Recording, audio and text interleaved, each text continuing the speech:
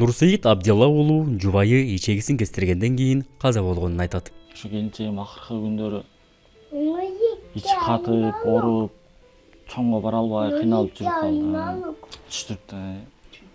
Анан кийин врачтарга көрүндүк. Кандай табыптарга бардык, чөп дары ичирип көрдүк, диета карматып көрдүк. Эми дарылар таасир этип атты. Бир 3 күн, 4 күн таасир этет дарынын немеси менен барат. 3-4 күндөн кийин дарын деле таасир этпей калат.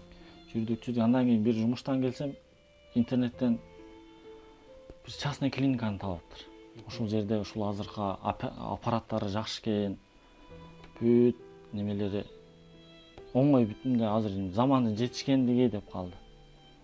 Андан кийин макул ал жерге да барып көрөлү дедик. Ал жерге барып көрсөк, буну операция кылышыбыз керек, бирок операция кылабыз. Бирок операциядан кийин жакшы болот же жакшы болбойт, аны биз гарантия бере албайбыз деди. Дарыгерлер жубайымдын ичегиси узарып кеткенин айтып, кесишти дейт ал. Эки ичеге уланган жерден туура эмес уланып калганбы, 5 мили тешилип калып, ошол жерден газ ичине тарап кетет. Бул жерди эс алдырыш үчүн жогун ичеге менен ички ичегеден бул жагынан стома чыгарып коет.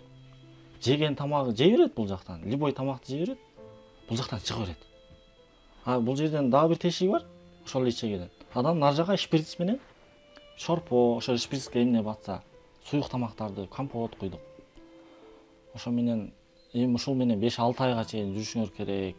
Андан кийин нар жак жакшы биригип, жакшы эмне болгондон кийин анан бул жакты жабабыз дешкен да бизгечи. Андан кийин эле операция кылбасак болбойт. Азыр биздин секундтабыз минуска кеткен, минуска кетип атабыз. 3-чү операция болгон жок. 3-чү операциясы. 1 айдын ичинде эле 3-чү операциясы. Андан кийин эле макул дедик. Аны да бир 4 саат операция кылып чыгышты. Эмне болуптур десек, ичинен бир кан тамыр жарылып, ичине кан жайылып кетти, 1 литрдей кан дейт. Значит, бул жагында бет кандар калбай калып, бүт ичине кан жайылып кеткен да. Мага бир жарымдарда кабар беришти да. Ушундай келинчегиңиз кайтыш болуп калды деп. Январдын 15-inde, 14-ünde, 14-ünөн 15-ine өткөн күнү каза болуп калды.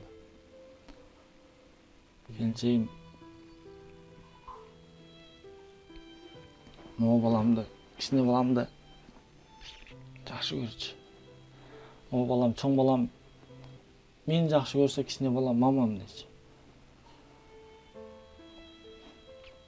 Жайында үйгө барып, айылга барып, мен айылга кетем, сиз бул жактан акча саласыз, мен ал жакка барып, усталарды мен өзүм карайм, өзүм багам. Могу балам быйыл 1-класска барды. Булар бир жерден окусун, бир жерден чоңойсун деп ниет кылчубуз. Азыр келинчегим кетти. Азыр 2 балам менен калдым. Кече могу балам телефондо неме кылып жүрдүк, анан сүйлөшүп азыр айтып калат мага. Ата, апам каза болуп калдыбы, эми келбейби дейт. 2 бала менен азыр жашоо кыйын экен негизи. Үйлөнгүм деле келбейт азыр. Өгөйдүн жашоосун көрдүм.